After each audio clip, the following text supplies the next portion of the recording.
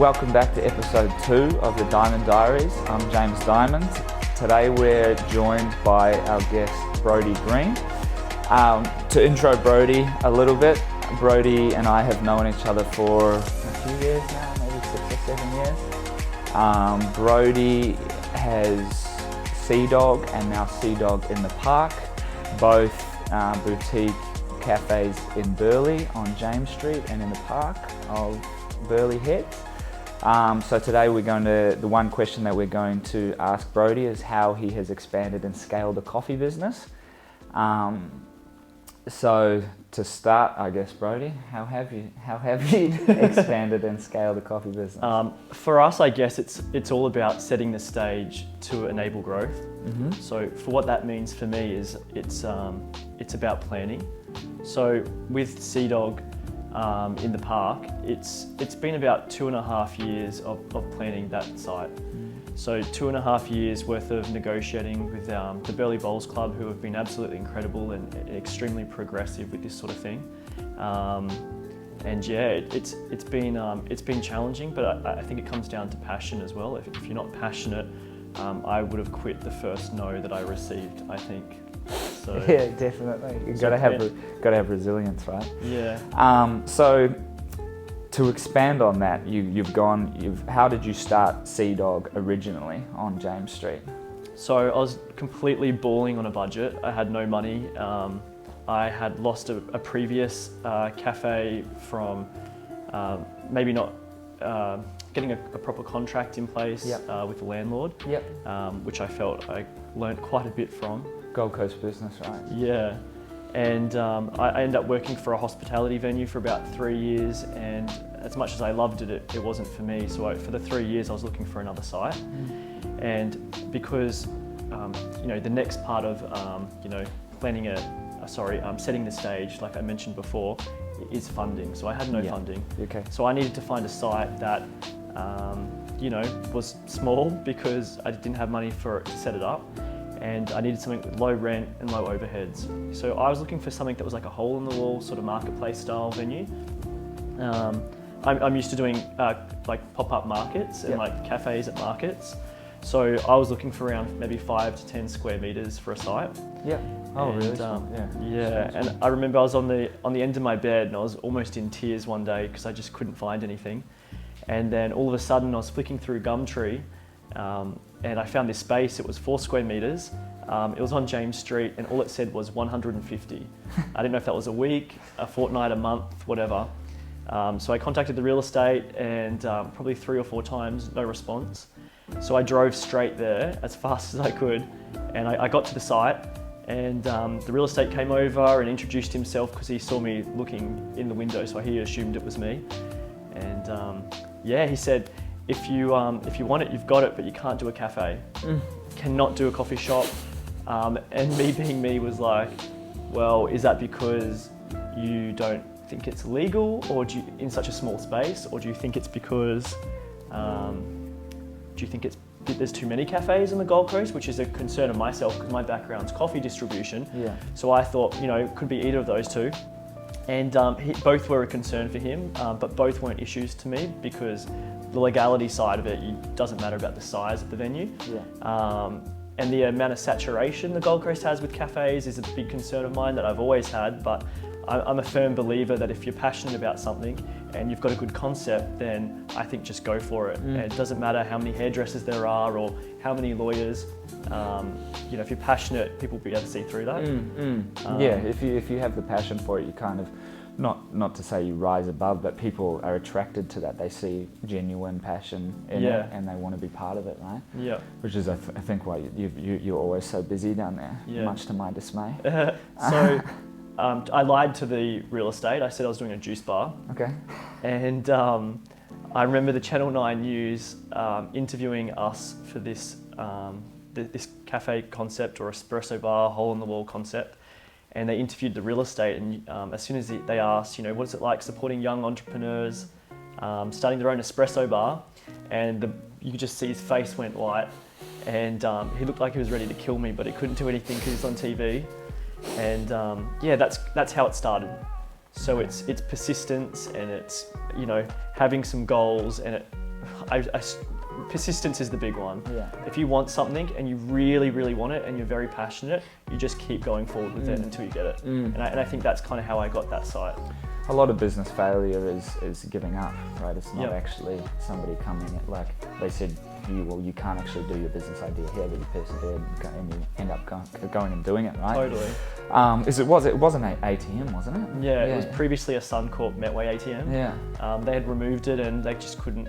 They had a jeweler that applied. They had a tarot card reading place. They had a massage place, which they declined all of those. So yeah, we were fortunate enough for them to say yes. Yeah. Okay, so you open up SEADOG on James Street. You run that for how long until you have ideas of expanding? 3 weeks until I wanted to expand. Oh, really? Yeah. Okay.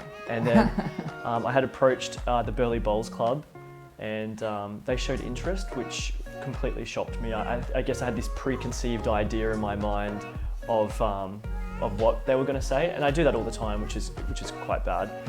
But yeah, they shocked me. They're such a beautiful bunch of people, and they're very community focused, and they're super progressive, and they've just been incredible. So I approached them after a couple of weeks.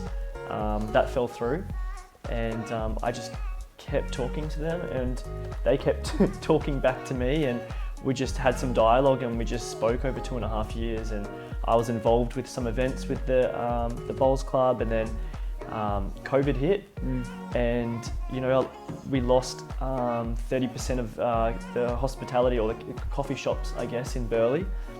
And I think that's what kind of helped push this along. We lost so many cafes that we started to get local council on board with this idea. Our member for Parliament, the board of directors of the Bowls Club, the members, the management team, everyone was behind us, and everyone wanted to see it work, because we wanted to create a space where we brought the community back to a park or an area that just had lost everyone. Yeah. COVID made a lot of businesses and people stop mucking around. Like if not now, when? Yeah. Kind of attitude, right? It showed. Yeah, it really shook the industry up a bit, and showed who was serious about what. With the hospitality industry, if you weren't serious and you didn't really enjoy it, you're out. Yeah. Like it's very hard to push through when you don't have passion, because you'll have weeks or months where there's not many people coming through your doors, and you have to change your concept. Yeah. We were fortunate enough to have a takeaway concept, so I was lucky, and not due to intelligence, but pure luck, that the cafe was set up as a grab-and-go site. Yeah. So COVID hits and everything stays the same for us. Yeah. In fact, we tripled our coffee outtake within a month. Yeah. Other cafes weren't as fortunate. They didn't adapt to the change, and they went under. Adapt and pivot, hey, two of the biggest words used last year, hey. So that leads me then into being interested in how, obviously in startups and entrepreneurial businesses and things like that, you've got a lot of key person risk, right? You've got the passion. How do you ensure that when you're working on SEADOG in the park, that there's still passion and that same ethos or culture back at SEADOG on James Street? Yeah, and that comes down to partnering with the right people. And for me, it's about having the right systems in place. If you don't have those two, you're fucked. Yeah. Because if your staff aren't passionate like you are, and you don't have the right systems, there's no way you can scale up.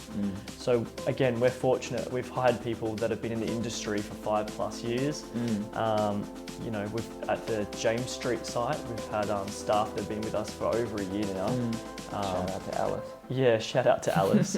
Our churn rate's quite low for staff, and we do everything that we can to ensure that it's a nice working environment for them. Yeah. Which Alice might disagree with me saying that right now, because there's no aircon, and as we speak, there's a leaking coffee machine all over the floor. But like I said, if you can't do that right, don't bother scaling up, because you will just it won't work. You've got to have the passion leading from the front to attract people, but the systems for them to follow 100% to do what you were doing or have done, right? That's right. Okay, so then leading into, you've got SEADOG on James Street, you've got SEADOG in the park. What are Brodie Green's future plans for SEADOG? Future plans are big for us. We really do want to scale up. I'm third generation now in coffee. My grandparents started one of the first coffee distributors on the Gold Coast about 40 years ago. My dad went on his own and did his 30 years ago, and I'm probably the most recent, and it's kind of, much to my dismay, it's in my blood. And I always promised myself I would never turn out like my family in the coffee industry, but here I am. Yeah. So we want to go bigger. My goal is to have about 20 of these unique smaller sites in Australia within the next 5 years. Okay. Because it is a very unique concept, right? In the market right now, you've got heaps of cafes, and as I said earlier, we're super saturated on the Gold Coast, and actually we're quite saturated in Australia with coffee shops. Coffee capital of the world, right? Yeah. Australia pretty well. Yeah. What we want to do differently though is, where Starbucks failed in Australia, and where Crema's declining and Gloria Jeans is declining and coffee clubs are shutting down left, right and centre, we've got a business concept that is 1/10 of the cost of a traditional cafe or franchise cafe, and we produce double if not triple of the coffee that they have done over the past 5 or 10 years. So what we want to be able to do is scale up, do more of these sites, and start giving customers a better choice.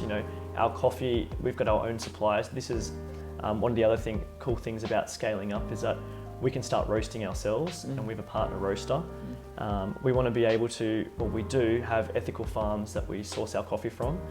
Right now we've got 3 different parts of Colombia, which brings out like a real Milo sort of jam aftertaste, real chocolate notes to the coffee. There's a gap in the marketplace for a coffee supplier or a cafe that has quality coffee and sustainable coffee, and that's what we want to be in Australia. Yeah, I think as you said before, with coffee clubs and things like that, they have their systems. They've got their big corporations. They've got great systems, but in those big corporations, they lose the passion, or they, for lack of a better term, they lack being cool. Yeah, 100%. And here's an example of that. And here's how out of touch these big franchises are becoming. So Coffee Club, for example, about a year ago, before they started shutting down, I walked past Palm Beach, and on a bus advertisement, it said, Coffee Club, wake up and smell the bacon. In Palm Beach, with numerous vegan restaurants, around near Burleigh with numerous vegan restaurants. We've got a franchise now that's so out of touch with their customer base, and they wonder why it's declining at such a high rate. And I think I think they're becoming stale. And I think there's room now for a newer, younger business to hit the marketplace with proper coffee. Yeah, definitely. I totally agree. Well, excited for you going forward. Big 2021, big 2022, big 2023. Yeah, coming fingers up. crossed. Yeah, always. Well, thank you so much. Thanks, mate. For coming in. Cheers, appreciate it, James. Thanks for having me.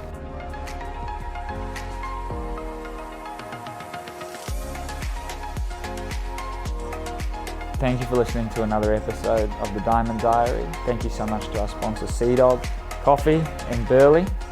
Great coffee, great ethical and sustainable coffee with a great vibe.